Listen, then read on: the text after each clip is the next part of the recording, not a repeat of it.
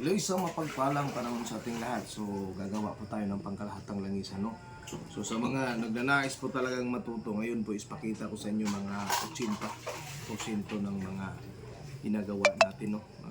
Panangkap. So, simulan ko dito. Sige, dito na lang po sa bandang ibaba, no? So, yan.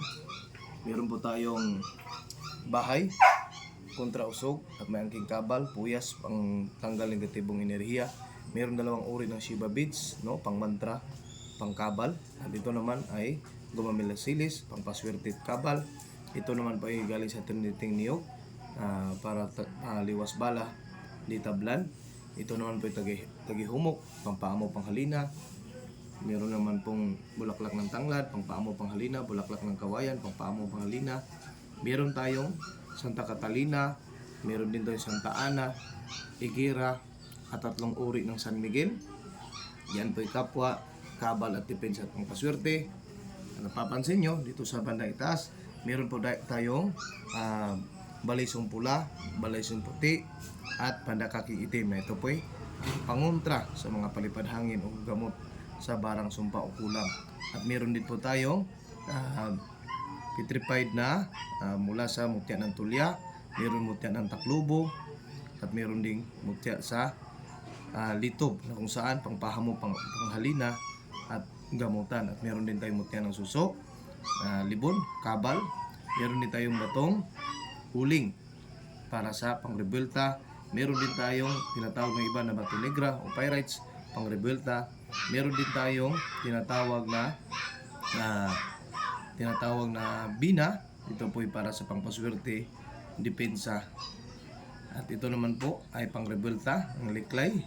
At meron tayong money nuggets, pangpaakit, at clear quartz, pangtanggal ng negatibong enerhiya. Meron tayong healing stones, siyempre pangtanggal ng sakit sa katawan. At merong citrine at malaking pointed clear quartz. At maliban dyan, meron tayong tinatawag na awug o salindugok, pangpaamo, panghalina. Meron tayong sa pangil ng kidlat, karagdagang lakas at kapangyarihan. Lahat ng uri ng kapangyarihan meron ito. At meron ding bulalakaw. At dito namang bahagi, ito po'y tagusan na tinatawag na us, ginagamit sa mga tribo bilang pangkabal. Tapos nakakuha pa tayo ng tagusan. Ito naman yung tinatawag na agko para po sa panipas. Meron tayong libon na bagakay, kabal. Meron din tayong tinatawag na sumbalik na baging, sumbalik na kahoy, at baging na may kahoy na may cross, baging na may cross, at gumamilasilis na baging. At meron din tayong tinatawag na tabal-ulad, gamot kahit pa sa kagat ng ahas. At meron din tayong pulupot na baging. At yan po ay hindi na po hindi pangalanan, tulad ng andyan. Okay, so yan po ang ating mga sangkap.